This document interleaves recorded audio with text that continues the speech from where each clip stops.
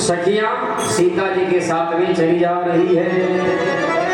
मैं तो थाले भरीने फूल डालाई रे, मैं तो माये मनाने आई रे।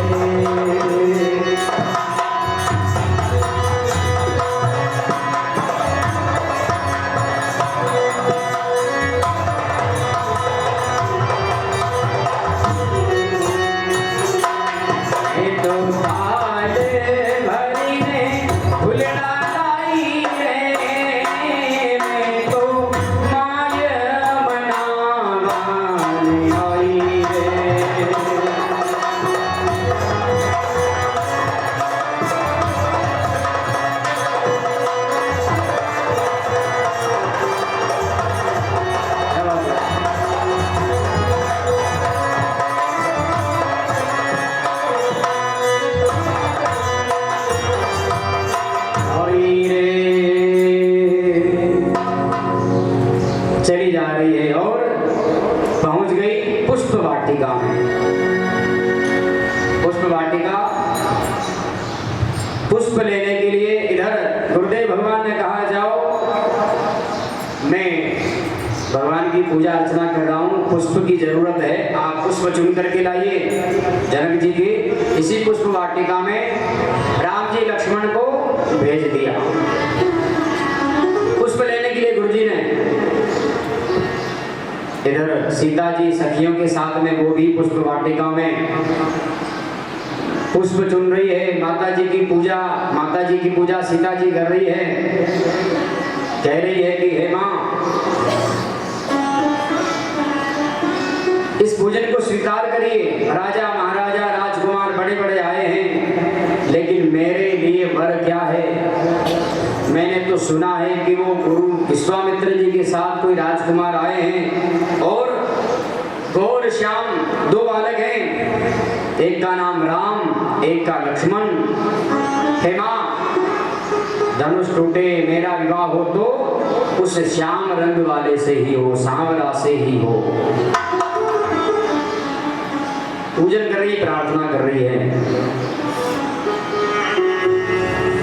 नीचे उतरी पुष्प लेने के लिए। इधर राम जी लक्ष्मण भी आ गए पुष्प तोड़ने के लिए। जैसे ही सीता जी की नजर राम जी के ऊपर पड़ी, देख लिया। पहले तो सुना ही था कि नगर में ऐसे राजकुमार आए, लेकिन आज नजर पड़ गई, देखने लग गई। वो जो सुना था वह सत्य भी हो गया। कान से सुनी हुई बात हो सकता है झूठी हो सकती है, लेकिन आंखों देखी बात कभी झूठी हो ही नहीं सकती है। इसलिए वो तो देखती रही है। दो आंखें सीता जी की, दो आंखें राम जी की, देखते ही देखते आंखों से बातें होने लगी है। इशारे में ही बातें हो रही है। एक सखी उधर से आई, उसने देखा कि सीता आखिर है कहाँ, गई कहाँ, अभी तक नहीं आई। वह मंदिर से दौड़ करके नीचे आई, एक पेड़ की आड़ में छिप करके देखने लग गई। तो क्या देखने लग गई? राम जी सीता को देख रहे, सीता राम जी को देख रही है, और ये दो आंखें उनकी, दो आंखें इनकी, चारों आंखियां लड़ी की लड़ी रह गई। देखते ही देखते उस सखी ने देखा, ओ ये तो यहाँ देख रही है, मैं तो वहां इंतजार कर रही हूँ, ये यहाँ तो राजकुमार को देखने लग गई। छिप करके देखा उसने। सीता ने विचार किया कि मुझे कोई देख न ले कि मैं इन राजकुमार को देख रही हूँ। तुरंत वहां से आगे बढ़ी मंदिर की तरफ। राम जी पुष्प तोड़ रहे, लेकिन पुष्प तोड़ते तोड़ते राम जी को पसीना आ रहा है। सीता के मन में संदेह हो गया, हो मैंने तो मां से प्रार्थना करी है कि यही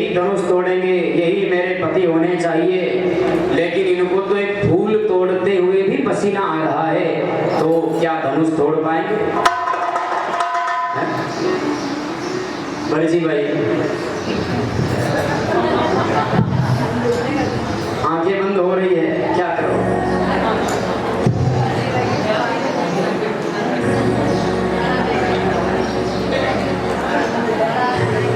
ये क्या पुष्प तोड़ेंगे? मन में शंका तो आई जाती है। तुरंत माता जी के वहां गई सीता जी और प्रार्थना करने लग गई, हे माता, हे जगत जननी मां भवानी, मैंने तो सोचा कि ये धनुष तोड़ेंगे, लेकिन मेरे मन में शंका आ गई है कि जो पुष्प तोड़ते हुए जिनको पसीना आ रहा है वो धनुष को क्या तोड़ेंगे? लेकिन हे मां, मेरी विनती को सुनिए, प्रार्थना को सुनिए कि जो पुष्प तोड़ रहे हैं, उस पुष्प तोड़ने में जो ताकत लगती है उससे कई गुनी ताकत उस धनुष के अंदर जो ताकत है ना, उसको गायब कर दीजिएगा। जैसे राम जी सरल हैं, हल्के हैं, उससे भी कई गुना धनुष को हल्का कर देना ताकि वह धनुष को उठा सके, यानी फूल से भी और कोमल कर देना उस धनुष को ताकि ये तोड़ सकेंगे। मां से वह इस प्रकार प्रार्थना कर रही है और क्या क्या प्रार्थना कर रही है? जय जय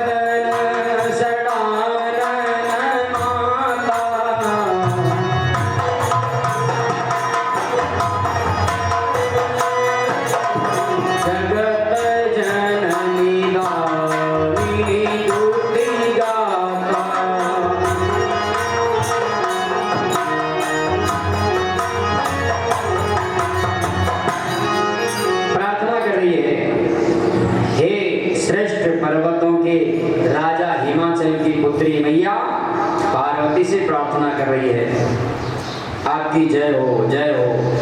गिरिवर राज किशोरी, आप गिरिवर की किशोरी है, भगवान महादेव की महारानी है, चंद्र चकोरी है आप, और जय गज बदन षडानन माता। गज बदन किसका नाम है? गणपति जी का नाम है। हे हाथी के मुख वाले गणेश जी की माता षडानन, जय गज बदन षडानन माने 6 मुख वाले कार्तिक स्वामी की माता।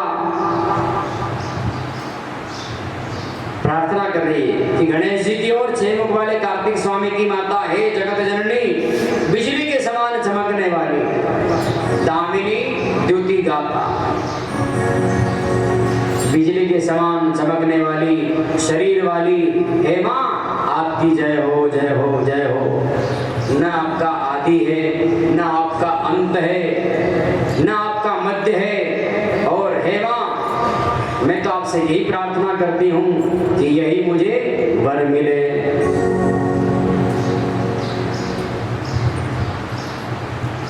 मां ने सीता जी की प्रार्थना को सुन लिया, और जब प्रार्थना को सुना तो मां ने आशीर्वाद दिया, हे सीते, हे बेटी, व्यर्थ की चिंता न करें। आशीर्वाद के रूप में पुष्प दिया और मां ने कहा सुनो सिय सत्य आशीष हमारी, पूजहि मन कामना तुम्हारी। हे सीते, जो तुमने कहा है मैंने सब सुन लिया है, सत्य होगा ये, और मैं आशीर्वाद देती हूँ तुम्हारी सारी मनोकामना पूर्ण हो। आशीर्वाद मिल गया। मां ने कहा बेटी तुम चिंता मत करो।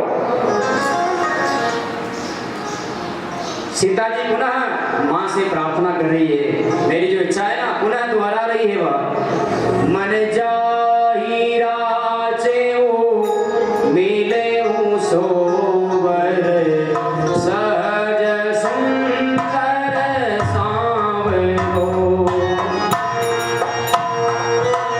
मिले ही सोबर सहज सुंदर सांवरो, मन जाहि राचे ओ मिले ही सोबर, सहज सुंदर सांवरो, जाहि राचे ओ मिले ही सोबर, सहज सुंदर सांवरो, करुणा निधान सुजान शील स्नेहु जानत रावरो, करुणा निधान शील स्नेहु जानत रावरो, एहि भांति गौरी आशीष सुनि सिय सहित हिय हरषित अली,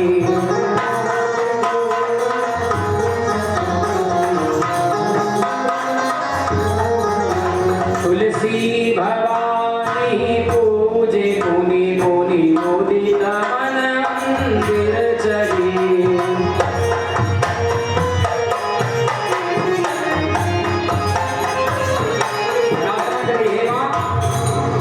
पुनः दोहराया मन जाई राचेऊ, मेरे मन में जो राच गया यानी प्रसन्न आ गया, पसंद आ गया, वही मुझे वर मिलना चाहिए। कौन सा वर? वो सांवरो, वो श्याम रंग का है ना, वो सांवरो। देखो सांवरा तो पहले भी था, लेकिन सांवरिया सेठ की पदवी अपने कलयुग में ही लगी है। भगवान सेठ बन करके आए, किसके लिए? नरसिंह जी भक्त के लिए। पहले तो सेठ बनकर के आए नरसिंह जी के लिए, और संतों के 700 रुपये स्वीकार किए, भगवान ने उनको दिए हैं। हुंडी शिकारी है नरसिंह जी महाराज की। और फिर दूसरी बार आए 56 करोड़ का माहिरा लेकर के नानी बाई के यहाँ माहिरा भरा। तो सांवरो तो पहले भी था, सांवरो शब्द है ना ये, श्याम रंग का, तो वह मुझे वर मिलना चाहिए। माँ ने आशीष दिया है, जानी गोरी अनुकूल सियहि हरसन जाई कहीं, मंजुल मंगल मूल वाम अंग फरकन लगे। जब शुभ समाचार मिलता है ना तो अंग भी फड़कने लगता है। स्त्रियों का बायां अंग अगर फड़कता है तो शुभ संकेत मिलने वाला है, और पुरुषों का दायां अंग अगर फड़के तो शुभ समाचार मिलने ही वाला होता है। अंग फड़कने का भी ये हमें शकुन होता है,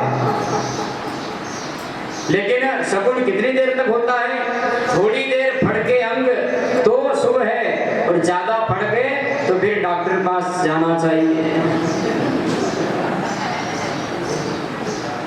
डॉक्टर के पास में जाना चाहिए फिर तो सीता जी का भी बायां अंग फड़कने लग गया, यानी शुभ समाचार मिलने ही वाला है। उधर बगीचे में पुष्प वाटिका में राम जी लक्ष्मण जी ने विचार किया, लक्ष्मण चलो बहुत देर हो गई है। पुष्प वाटिका का भी बड़ा सुंदर प्रसंग है ये। तुरंत चले पुष्प लेकर के गुरु जी के पास आ गए, और गुरुदेव ने पुष्पों को लिया, भगवान का पूजन किया। गुरुजी भी जान गए कि आज पुष्प वाटिका में कोई न कोई प्रसंग चला है। क्यों जान गए, कैसे जान गए? क्योंकि राम जी के मन में हंसी आ रही है। भाई हंसी भी दो चार प्रकार की तो होती है। एक तो मन ही मन में हंसिए, मंद मंद मुस्कुराइए, होठ बंद करके मुस्कुराएंगे तो भी वो भी हंसी है, और ठहाका मार करके हंसेंगे तो वो भी हंसी है। तो आज राम जी का चेहरा बिल्कुल अलग ही दिख रहा है। गुरुदेव ने कहा, राम आज पुष्प वाटिका में पुष्प लेने गए, बड़े मुस्कुरा रहे हो, क्या बात है? कुछ चर्चा हुई? राम जी ने कहा, गुरुदेव आप तो सब जानते ही हैं, गुरुदेव भगवान के समान ही होते हैं, तो जो आप कहना चाहते हैं बात वही है। तो गुरुजी ने कहा, ठीक है कोई बात नहीं राम, जो तुम्हारी इच्छा है और सीता की भी वही इच्छा है, तो एक दूसरे का तुमने वर्ण वही कर ही लिया है, तो मैं भी तुम्हें आशीर्वाद देता हूँ, सुफल मनोरथ हो तुम्हारे। जो तुम्हारे मन में इच्छा है वह पूरी हो जाएगी। फिर गुरुदेव भगवान की पुनः सेवा करने लग गए। उधर जनक जी महाराज ने कहा कि शतानंद जी से, अब आज समय शुभ मुहूर्त अच्छा है, सब राजा महाराजा राजकुमारों को बुला लीजिए राज दरबार में, और अपनी जो प्रतिज्ञा है वह हम सब उसको सुना देते हैं, उनके सामने सुना देते हैं कि हमने सिया स्वयंवर के लिए आप सबको यहाँ पर बुलाया है।